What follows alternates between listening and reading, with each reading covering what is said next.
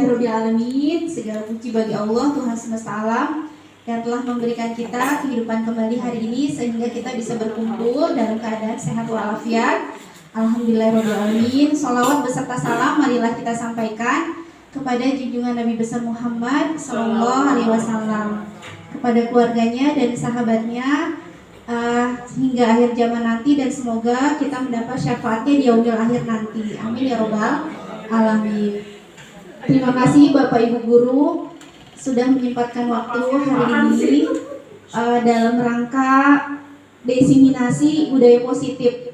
Jadi desiminasi ini saya membagikan apa yang sudah saya pelajari di LMS, Learning Management System.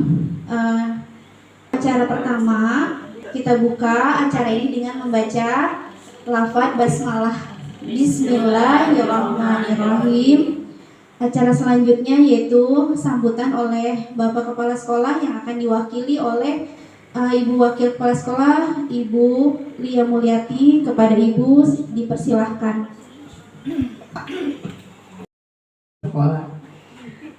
Alhamdulillah. Assalamualaikum warahmatullahi wabarakatuh.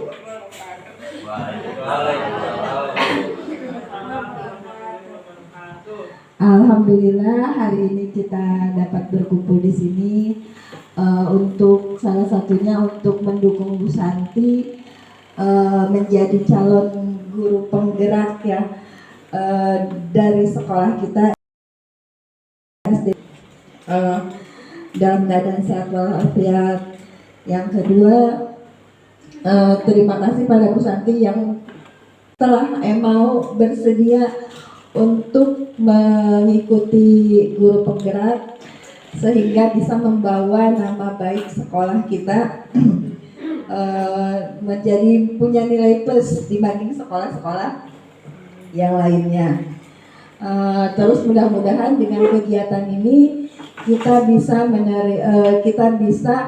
mengambil manfaatnya yang didapat Bu Santi sehingga kita bisa menerapkannya di kehidupan kita selanjutnya. Terus mungkin hanya sekian ya, mudah-mudahan Ibu jadi guru penggeraknya lancar, bisa melaksanakan tugas-tugas dengan sebaik-baiknya dan selalu sehat walafiat, serta kita sebagai rekan-rekannya bisa kegiatan Bu Santi dan membawa nama baik sekolah menjadi lebih baik lagi. Sekian, wassalamualaikum warahmatullahi wabarakatuh. Terima kasih. Terima kasih kepada Ibu Lia. Ya Ibu Lia boleh kembali ke tempat. Padahal di sini aja Bu. Baik, acara selanjutnya saya akan mendesiminasikan aksi nyata saya pada modul 1.4. Sebelumnya saya mohon maaf kepada Bapak Ibu, bukan bermaksud mengajari, tapi ini hanya berbagi ilmu yang harus. Jadi kenapa di judulnya aksi nyata? Karena memang setelah belajar harus didesiminasikan, disampaikan lagi gitu. Kalau ilmu semakin banyak disampaikan, semakin bermanfaat bagi kita. Kita semakin mengingat-ingat. Betul kan Bu Kiki? Terima kasih Bu Kiki, sedang sakit ya. Mudah-mudahan lekas sembuh, yang sakit lekas sembuh, dan kita senantiasa sehat. Nah ini pasti saya dibuatkan spanduk oleh suami. Spanduknya cakep gak Bu? Mungkin sudah kenal ya. Perkenalkan, saya Santi, pasti sudah mengenal. Terus fasilitator saya Ibu Nursida Sutantri. Beliau ini fasilitator yang membimbing saya di LMS. Jadi Bu Sida ini dari Bandung, lulusan UPI Bandung. Selanjutnya Bu Triyanti Negeri Kemang, mengajar di SMP Negeri Kemang sebagai sekolah penggerak. Bu Triyanti guru matematika. Nah, budaya positif. Budaya positif ini ada enam yang akan saya jelaskan. Mudah-mudahan nggak bosan ya. Yang pertama, disiplin positif dan nilai kebajikan universal. Yang kedua, teori motivasi, hukuman, dan penghargaan, serta restitusi. Yang ketiga, keyakinan kelas. Yang keempat, kebutuhan dasar manusia dan dunia berkualitas. Yang kelima, restitusi. 5, posisi kontrol. Yang keenam, segitiga restitusi. Baik, kita yang pertama, ini maksudnya makna ya, jadi makan itu. Ngetiknya ya. Kata disiplin. Disiplin dimaknai menjadi sesuatu yang dilakukan seseorang pada orang lain untuk mendapatkan kepatuhan. Kita cenderung menghubungkan kata disiplin dengan ketidaknyamanan. Betul nggak Bapak Ibu? Jadi kalau udah dengar kata disiplin pasti ada ketidaknyamanan. Biasanya kalau nggak disiplin ada hukuman, betul nggak? Kalau nggak kita ada omongan kalau nggak dihukum, misalnya oleh rekan ataupun kepala sekolah, biasa gitu ya. Nah, jadi nanti dari ini gimana caranya kita melakukan kedisiplinan tidak dengan hukuman. Nanti ada terakhir nih. Terus tujuan disiplin positif, tujuannya menanamkan motivasi intrinsik. Apa sih motivasi intrinsik? Motivasi. Iya Wina, bagus sekali, betul. Tentang Bu Dina. Jadi motivasi yang berasal dari dalam diri sendiri, yaitu menjadi orang yang mereka inginkan dan menghargai diri sendiri. Nilai-nilai yang mereka percaya dan yang berdampak jangka panjang. Motivasi yang tidak terpengaruh pada adanya hukuman atau hadiah. Nah, ini di sini ada motivasi intrinsik. Jadi kalau kita sudah punya motivasi intrinsik, kita tidak terpengaruh kita akan laksanakan. Ada hukuman maupun tidak, kita akan laksanakan. Jadi itu yang disebut disiplin positif. Positif, Ibu milih yang mana? Disiplin positif. Terus selanjutnya nilai-nilai kebajikan universal. Ini menurut modul yang saya baca, menurut Dr. William Glasser pada teori kontrol 1984 menyatakan bahwa setiap perbuatan memiliki suatu tujuan. Nah, setiap perbuatan memiliki satu tujuan. Kita ke sekolah pasti ada tujuannya. Dan selanjutnya menurut Diane Grossen 1998 mengemukakan bahwa dengan mengaitkan nilai-nilai kebajikan yang diyakini seseorang, maka motivasi intrinsik akan terbangun sehingga menggerakkan motivasi dari dalam diri untuk mencapai tujuan mulia yang diinginkan. Selanjutnya, nilai-nilai kebajikan banyak, tapi ini yang saya baca di modul sebagian, sebetulnya banyak nilai-nilai kebajikan ya Bapak Ibu. Sini ada, coba Bapak Ibu dibaca. Beriman, bertakwa, mandiri, bernalar, banyak. Ini hanya segini, pasti masih ada lagi ya Bapak Ibu ya. Ada nggak yang tidak tertulis? Komplit. Tapi sebetulnya masih banyak ya. Di situ sampai kontrol diri ya. Nah, nilai kebajikan itu banyak Bapak Ibu. Kalau ditulis semuanya, jadi di sini nggak ada persahabatan, nggak ada ya, belum. Karena memang tidak memiliki rasa hormat, kebaikan dan keadilan ya. Di sini keadilan nggak ada ya. Nah, sebetulnya masih banyak. Nilai-nilai kebajikan ini sesungguhnya di dalam diri manusia itu ada.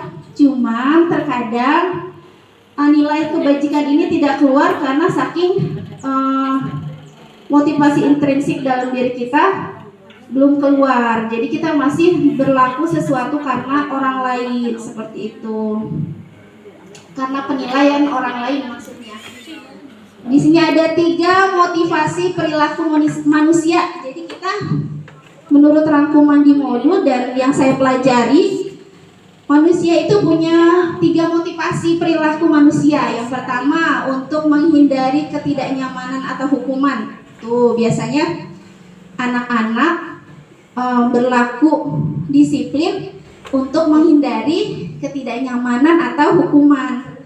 Terus anak-anak juga biasanya berlaku disiplin untuk mendapat imbalan atau penghargaan orang lain, biasanya dari orang tua maupun dari guru. Yang ketiga, untuk menjadi orang yang mereka inginkan dan menghargai diri sendiri dan dengan nilai-nilai yang mereka percaya. Yang mana yang terbaik? 2 atau 3? Yang mana?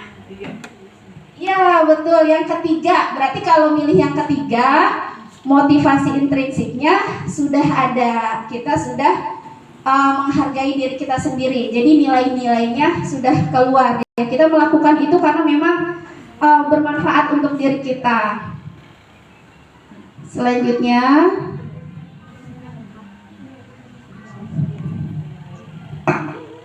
hukuman. Tuh, hukuman. Hukuman adalah sesuatu yang menyiksa. Masih ada yang menghukum atau terhukum, tidak? Bapak Ibu, masih ada yang menghukum dan terhukum? Terhukum sama suami pulang lambat. Terhukum, misalnya dikurangi. Enggak ada apanya.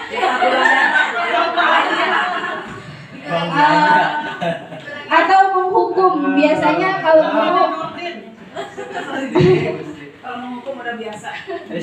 Guru di sekolah nggak menghukum, tapi sama anak sendiri menghukum. Ada nggak? Jadi hukuman itu sesuatu yang menyiksa, jadi harus diapakan? Dihindari. Ya, jangan dihindari. Dikurangi. Dihilangkan ya kalau. Kurangi dulu dipikirin. Terus dari hukuman ada konsekuensi, bagusan hukuman atau konsekuensi? Konsekuensi, coba kita baca. Konsekuensi adalah akibat langsung dari suatu perbuatan. Sebab akibat. Jadi kalau konsekuensi itu sebab akibat. Kita terlambat berarti akibatnya kita ketinggalan pelajaran misalnya, atau kita nanti apalah kalau pegawai ya. Terus restitusi. Nah, ada hukuman, ada konsekuensi, ada restitusi. Bagusan mana? Coba baca dulu.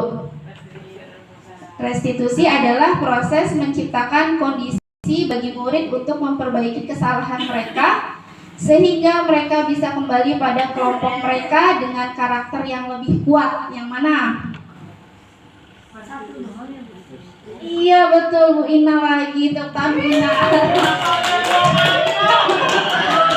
Jadi setelah hukuman kita berganti, lebih baik konsekuensi.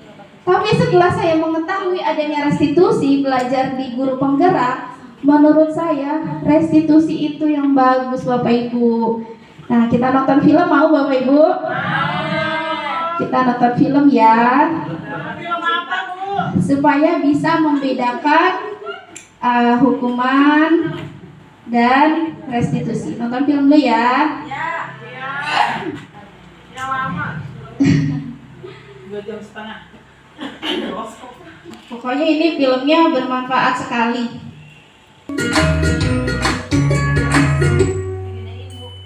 Salam bahagia Ibu dan Bapak guru hebat. Dalam penerapan disiplin adalah proses perjalanan seorang pendidik agar dapat mengenali dirinya. Pada video kali ini, kita akan membahas tentang 5 posisi kontrol yang dikembangkan oleh Diane Gosson dan contoh penerapannya.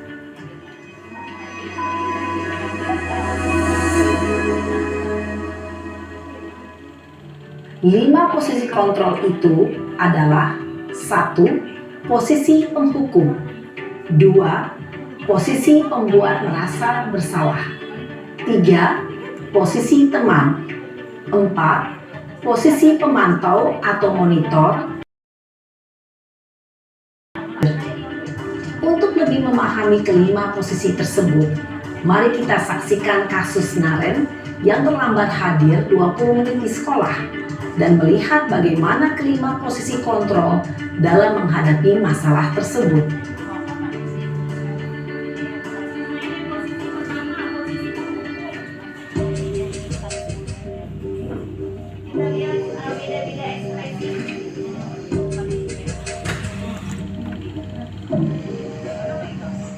Naren!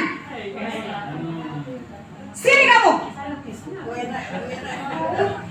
Selamat pagi, Bu. Selalu terlambat. Kamu deh, pasti terlambat. Maaf, Bu.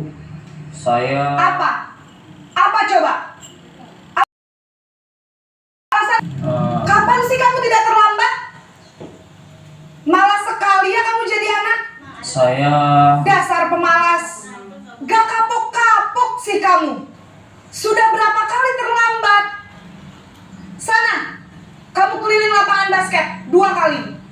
kenapa saya harus keliling lapangan basket, Bu? Kenapa? Kamu melawan ibu? Berani-beraninya jawab. Sudah terlambat, masih berani jawab pula. Sekarang, keliling lapangan basket 5 kali sekalian. Biar kapok. Cepat. Pergi sana ke lapangan basket. Posisi penghukum biasanya berbicara dengan nada tinggi, menghardik, menunjuk-nunjuk, menyakiti, dan menyindir. Hukuman bisa berupa fisik maupun psikis. Ibu dan bapak guru hebat. Dampak yang terjadi pada murid ketika guru berada pada posisi penghukum adalah murid cenderung akan memberontak, bahkan menyimpan dendam.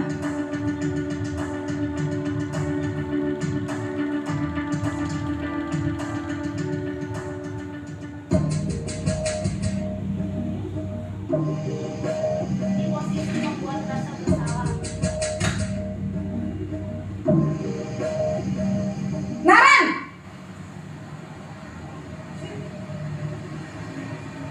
Selamat pagi, Bu. Naren. Kamu kenapa terlambat lagi, nak? Ya Tuhan, Naren. Kamu senang ya bikin ibu susah ya? Kalau kamu terlambat lagi, nanti ibu yang ditegur bapak kepala sekolah, nak. Disangka ibu tidak bisa membina kamu. Duh, gimana ini? Maaf, Bu. Duh, Gusti Naren. Kamu suka ya kalau ibu ditegur bapak kepala sekolah? Terus, sekarang ibu harus tulis apa ini di buku absen? Ini kamu sudah sering terlambat loh. Ibu harus apa coba? Maaf, Bu. Maaf sekali. Ya sudah, lain kali jangan bikin ibu susah lagi ya nak ya. Ibu tidak akan kuat lagi kalau kamu begini terus. Bisa jantungan kalau ibu ditegur bapak kepala sekolah. Sana cepat ke kelas. Maaf ya, Bu. Maaf sekali. Buat rasa bersalah, berbicara dengan nada tenang, cenderung lembut. Namun kata-kata murid merasa menjadi orang yang gagal, memandang buruk dirinya sendiri, merasa tidak berharga, dan tidak sanggup membahagiakan orang lain. Ketika guru mengambil posisi pembuat rasa bersalah, murid akan menganggap dirinya yang bersalah dan ia akan menyimpan emosi negatif tersebut di dalam dirinya.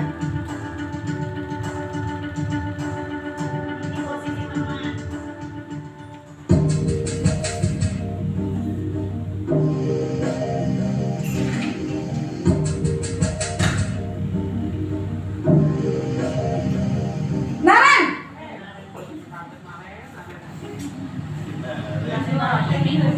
Selamat pagi, Bu. Wah, sudah jam berapa ini nak? Terlambat lagi ya sayang. Iya, Bu.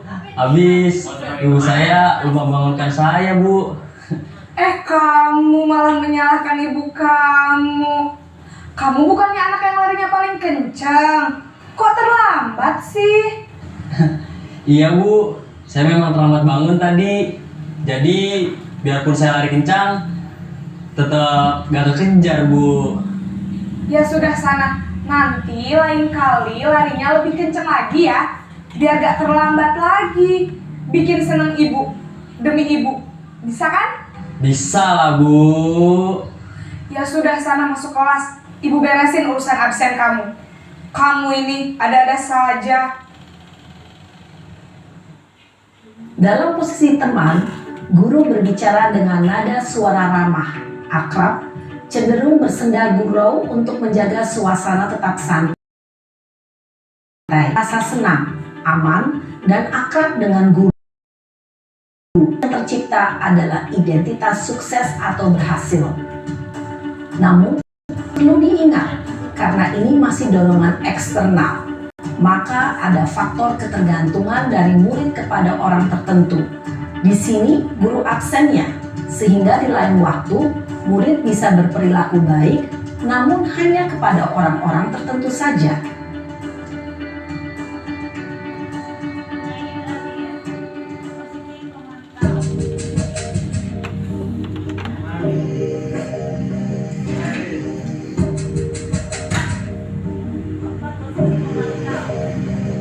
Naren!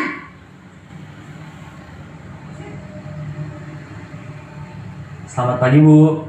Naren, apa peraturan sekolah kita tentang jam berapa kita harus masuk sekolah, nak? Kita harus di sekolah jam 7, Bu. Iya betul, sekarang sudah jam 7.20. Naren sudah tahu konsekuensinya jika terlambat hadir. Paham, Bu. Saya harus tinggal kelas pas jam istirahat selama 20 menit. Iya benar, konsekuensinya demikian. Jadi nanti jam 9.30 pas istirahat, kamu harus tinggal di kelas, kerjakan tugas tambahan untuk ketertinggalan kamu, ya? Baik, Bu.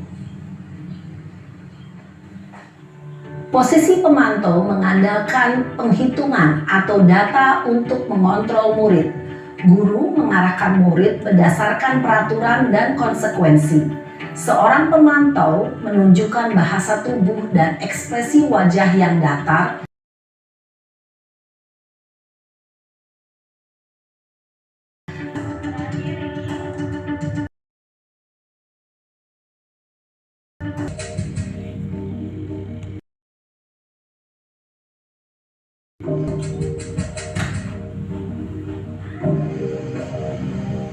Naren!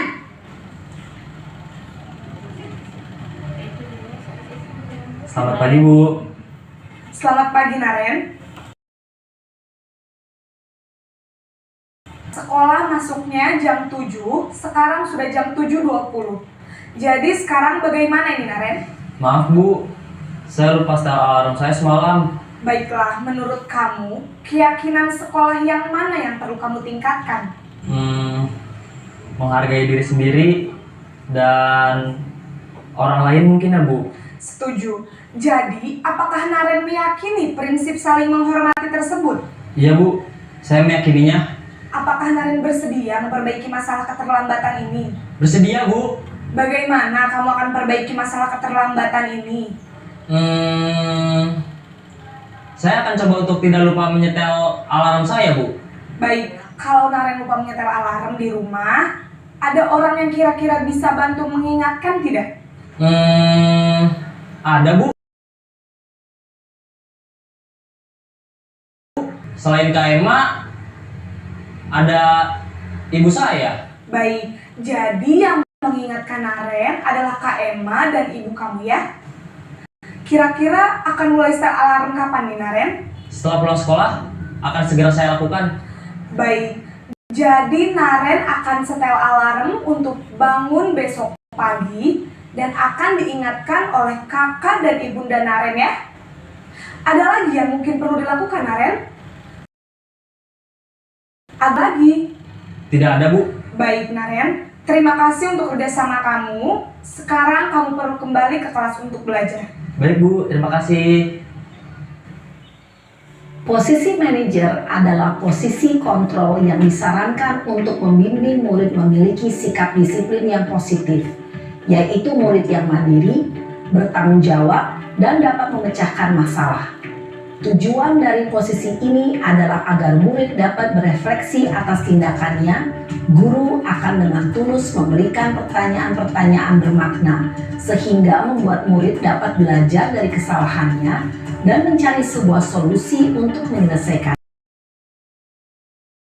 Ibu dan Bapak guru hebat, setelah mengamati adegan kelima posisi kontrol tadi, kira-kira posisi mana yang paling ideal? Bukan intinya ini harus perfect bagus seperti di Italia nggak ada sampah, bagus indah, bukan. Jadi dunia berkualitas itu tergantung isi kepala kita, tempat Anda menyimpan gambaran presentasi dari semua yang Anda inginkan. Bisa berisi orang-orang, hal-hal, dan apa saja yang terbaik dalam hidup Anda dan membuat Anda merasa bahagia dan terpenuhi kebutuhan dasar Anda. Jadi dunia berkualitas itu apa yang ada di dalam diri. Bahagia itu sederhana, cekrek. Nah, jadi itu baru dunia berkualitas. Jadi apa yang membuat kita bahagia itu adalah dunia berkualitas. Jadi dunia berkualitas itu apa yang kita pikirkan yang membuat kita bahagia gitu.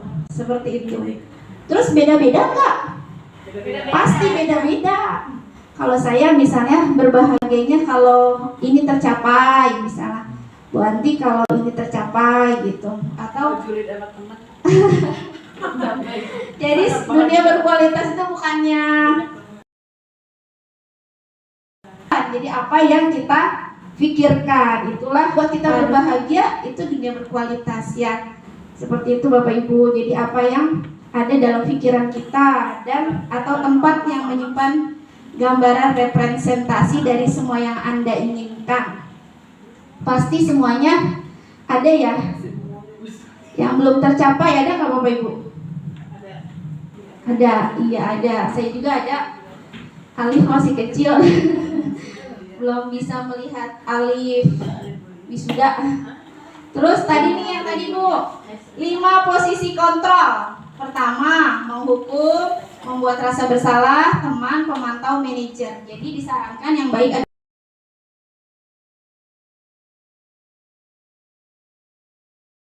adalah segitiga restitusi. Kenapa disebut segitiga? Karena memang 3. Pertama, menstabilkan identitas. Saat anak marah atau kita marah, kita dibilang gini, iya kamu begitu, malah bukan semakin marah nggak itu kalau begitu. Jadi kita harus gini bilangnya, ibu paham kalau ibu di posisi itu kan marah gitu. Sama kan saya khususnya kalau lagi marah sama Pak Wahid ditambahin juga kan mungkin marah ya. Nah gitu. Terus yang kedua, validasi tindakan yang salah gitu. Baru divalidasi. Kira-kira tindakan kamu salah nggak? Terus kita kembalikan ke keyakinan kelas gitu Bapak Ibu. Terus tahapan segitiga restitusi yang tadi ya, menstabilkan identitas. Pertama, kita akui dulu, oh iya kalau tindakannya seperti itu Bapak juga akan marah gitu.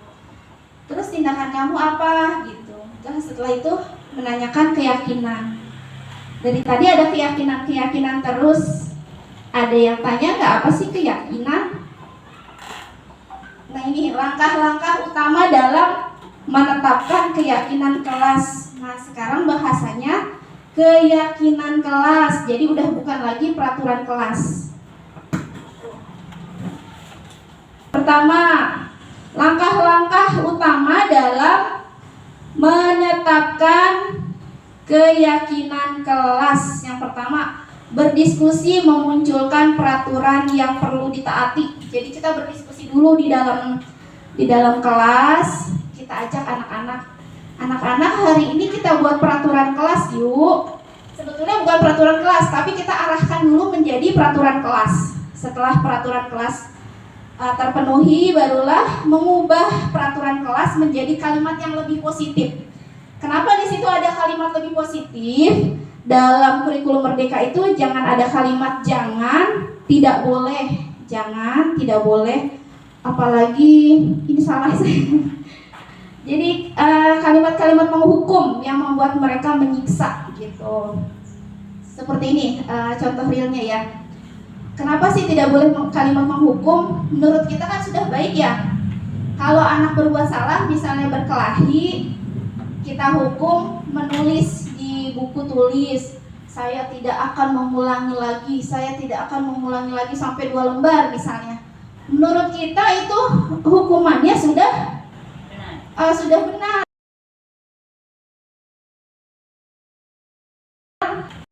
Atau misalnya disuruh membaca buku, nanti di pikiran dia,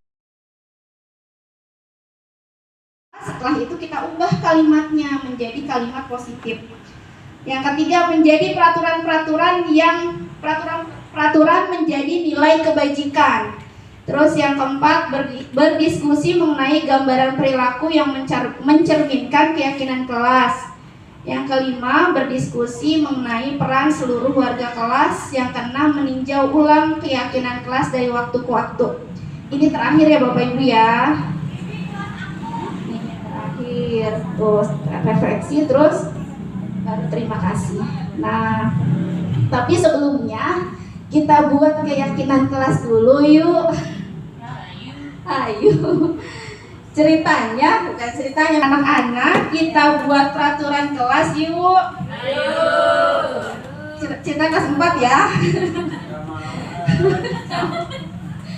Nah, kira-kira kamu pingin kelas kita ini yang seperti apa sih?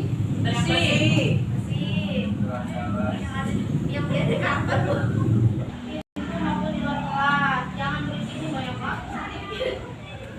Melaksanakan piket kelas dengan baik, mengerjakan tugas yang diberikan guru, tidak bermalas-malasan, sopan pada semua guru dan orang lain yang lebih tua, tidak mengejek dan membuli teman, tidak boleh berkata kasar dan kotor, tidak boleh mencoret-coret tembok dan meja, harus menjaga buku yang dipinjamkan, jangan dicoret, jangan robek, izin jika hendak keluar kelas.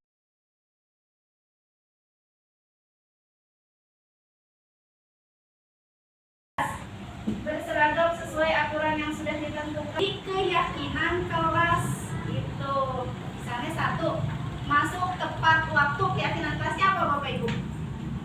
Kita rubah. Jadi kalau keyakinan kelas itu harus ada nilai-nilai kebajikan yang tadi itu.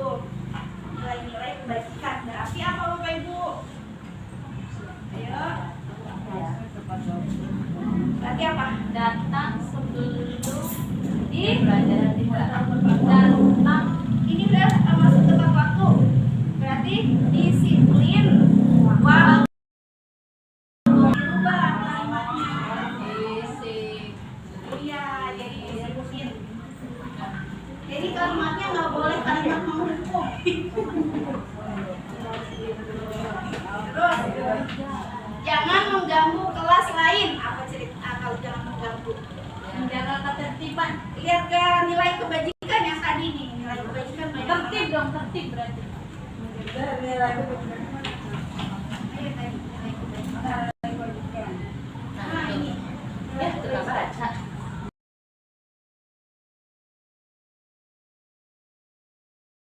Ini. Jadi setelah kita tulis peraturannya, kita jadikan baik menghormati nilai kebajikan gitu. Nah, sekarang Bapak Ibu maju ya. Ini Pak Yobra. Nomor 3, jangan berisik. Jangan berisik. Ayo Pak. Ayo. Berisik kemana?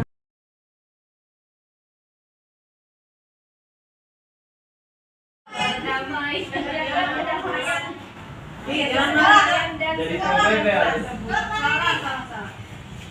menjaga kedamaian dan ketertiban kelas ya.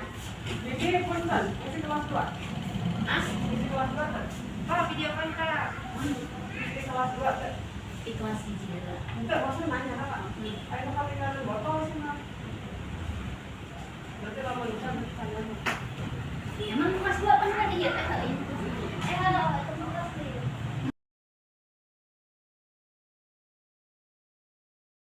Pak, sekolah aja ya. Iya. Kelasnya ya, Pak. Selanjutnya melaksanakan piket kelas tuh Pak. Melaksanakan piket kelas jadi apa Bu? Iya kelas. Iya harusnya kelas ya. Kelas nggak sekolah berarti kebersihan kelas. Buatin menjaga. Ya bukan bersih. Iya betul Bu. Iya benar.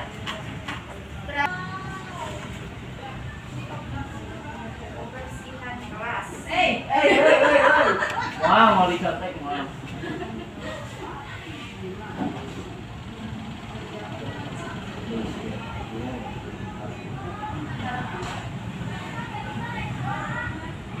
Kenapa aku naik ya? Terus selanjutnya makasih nih Mas. Sama-sama guru. Kalau mengerjakan tugas yang diberikan berarti mengerjakan tugas apa? Ya. Berarti bertanggung jawab. Buat yang tanggung saya jawab deh. Ada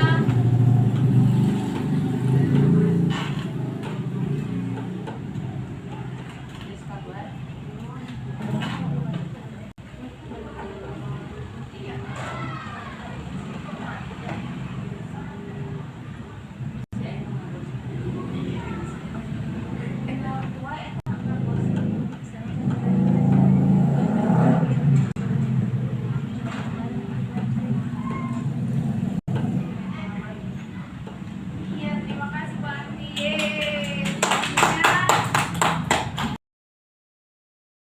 Oh, Guru, sopan sudah benar ya, sopan.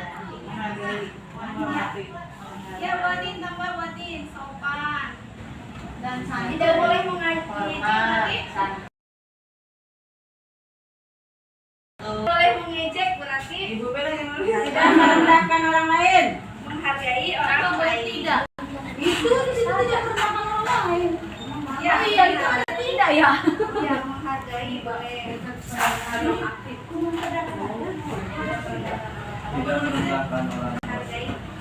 Tidak ada tidaknya berarti merendahkan orang lain. Oh iya benar ya.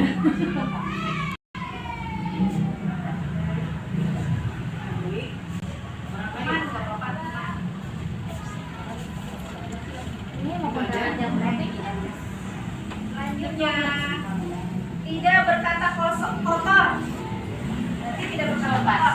Santun. Iya, santun. Santun berbahasa. Santun dalam berbahasa itu. Nah, boleh. Aduh tulisan saya jelek. Santun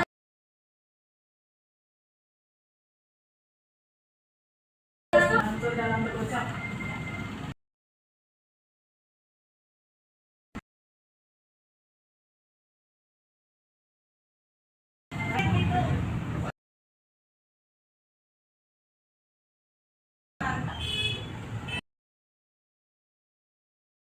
Kalau diinjak itu pokoknya. Warahmatullahi wabarakatuh.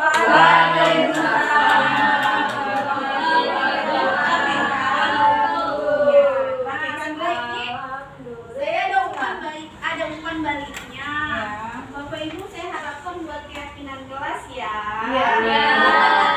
Jadi keyakinan kelas ini bukan hanya untuk kebutuhan saya, tapi ini juga untuk kebutuhan Bapak Ibu. Jadi sekarang setelah saya kasih beri ilmunya, bukan mengajari berbagi ilmu, berarti sekarang diganti sudah tidak lagi tata tertib, tetapi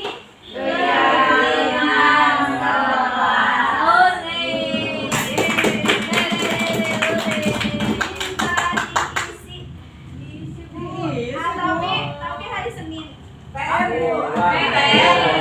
Pulang. Jawabannya ini cuma 5 aja. Oh yes.